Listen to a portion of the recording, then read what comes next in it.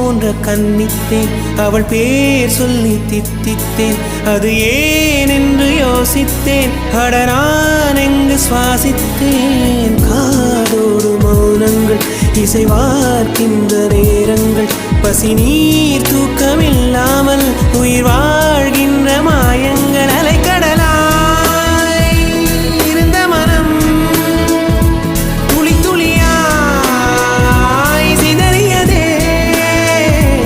ஐம்புலனும் என் மனமும் எனக்கெதிராய் செயல்படுதே விழி காண முடியாத மாற்றம் அதை மூடி மறைக்கின்ற தோற்றம் ஒரு மௌன